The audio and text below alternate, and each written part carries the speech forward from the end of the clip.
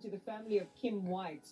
Now, they're speaking out following her death in the United States. White was allegedly killed by her husband, Alexander Town, during a domestic dispute in May. And according to reports, Kim was actually in the process of leaving the marriage when the incident occurred.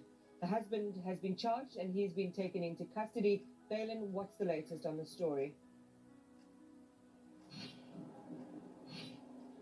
Thank you very much, Iman. It's a heartbreaking story, and you get to feel that heartbreak when you are with the family. I chatted to Kim's mom, Beulah, just a short while ago, and I'm now joined by her brother, Jason White. Good morning to our viewers as well. At the moment, the South African government are providing consular support to the family. They've started a Back a Buddy fundraising campaign to raise funds to get Kim's body repatriated back from America to South Africa.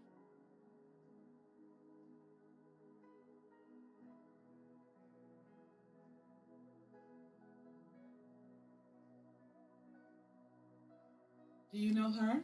No? How about him? Come on, guys. They just got here. They only been here a few weeks.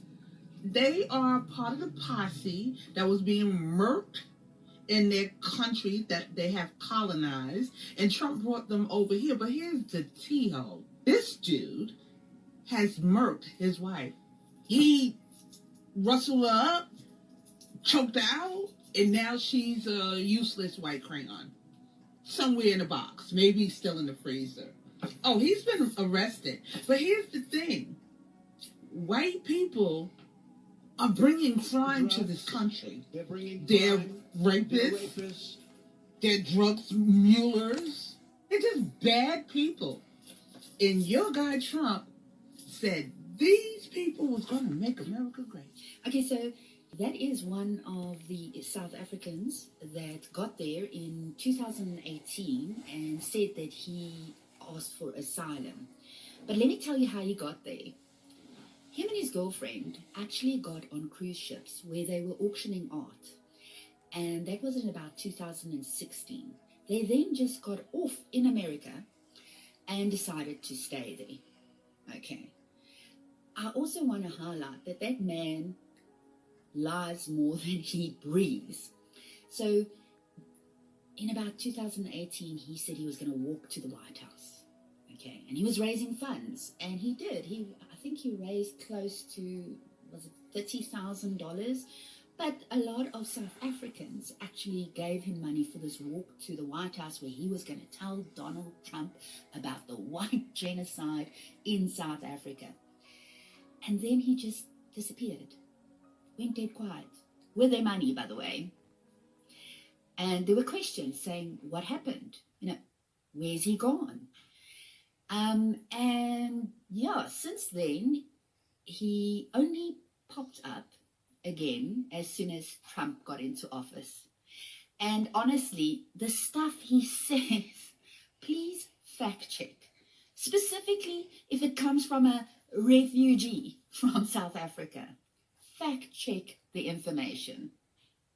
Oh, and it's important to highlight, amidst this white genocide that he proclaims that there is in South Africa, even though he doesn't live in South Africa and knows nothing about what's going on here. His parents live here. His brother lives and works here. He hasn't even bothered saving them from white genocide. Anyway. Now, when they were advocating for these South African refugees to come over to the United States because they were so-called being mistreated and so-called having their land taken and so-called being racist towards, you are in agreement with that. But now that they've come over to the United States, no one is talking about that one South African so-called refugee expat that murdered his wife. Why y'all so quiet now? See, y'all already knew that those people were not being persecuted over there. You all knew that they wanted an all-white town.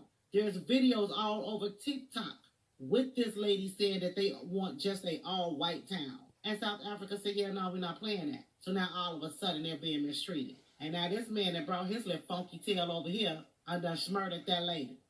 Where's the outrage? The whites scared they're going to get massacred, so they seeking a refugee status here in America. I'm like, you know what you could do in South Africa to keep yourself safe, white South Africans? Share that goddamn stolen wealth. Oh, this colonizer logic is exhausting, bro. This constant playing the victim, that way they project playing the victim onto their very real victims is just tiring. Can't tell me nothing about South Africa. That was the first place I ever rest my head to sleep on the African continent. It was Cape Town, the whitest place in South Africa in 2014. I went down there for the jazz festival. And let me tell you something. The wealth disparity is so extreme. It just flies in the face of the propaganda of the Rainbow Nation. And the black folks there have had enough of it. So they have policies there to spread that wealth back to black folks because it was stolen from black folks based on race. Now that white South Africans is in the ear of Trump, white South Africans like Elon Musk, and the one that nobody talks about, Peter Thiel, born, raised, fed, and bred on Nazi propaganda, are doing things that only Nazis would do. And of course, they're simpatico because America and South Africa are both settler colonial nations, so the people who benefit from it have a similar mindset. But when I went to South Africa, I found a key psychological difference between the American white man and South African white man. And that is that the South African white man could never really sink into the illusion that all of this was his. In America, the white man can drive from sea to shining sea, especially out here in the West, turn on some country music and fantasize that all of this is his own birthright. But in South Africa, the indigenous people are still 90%, and they understand that they are outnumbered and they have to play the game different. And this colonizer logic is exemplified, and a lot of people don't know about this in America, but the Truth and Reconciliation Commission in South Africa, where it was pulling tiger teeth from a live saber tooth to get these white folks to admit with words that racism had happened, that an injustice was done based on color, and that something needed to be done about it. And just reconciling it, saying it verbally, took so much energy that it took all the juice out of now dispersing the wealth. People saying that this is the last kick of the dying mule of white supremacy, but always remember, the last kick of the mule is always the hardest. A lot of people forget that during the Holocaust, most of the victims that were executed in Auschwitz got killed after the Germans knew that they were going to lose, so they turned up the temperature. The same thing is going to happen here.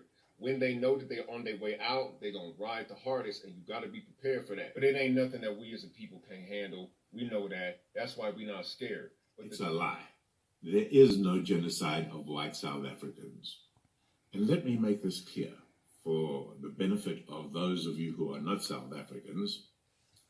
I'm a white South African, but I'm not an Afrikaner. I'm not a Boer, as people say. But even the Afrikaner people, the vast majority of Afrikaners don't want to leave this country. All Afrikaners and white people have a very good life in South Africa. We are doing fine. Thank you very much. We do not need to leave, and we do not need refugee status from Trump. So, why has Trump decided to grant refugee status to a group of Afrikaners? Well, he likes keeping in the media, but I think that it really has more to do with his friend Elon Musk, who we remember is a former South African. He has not been granted a license to operate his Starlink internet here in South Africa. And he has probably done this whole thing to provoke the bear, to create some kind of acrimonious situation and forced the South African government to pay more attention to him. But let me just reiterate this. The group of South Africans who claim to be refugees from a white genocide, it's quite frankly an embarrassment. Be with you, protect, and guide. Bye-bye. Listening.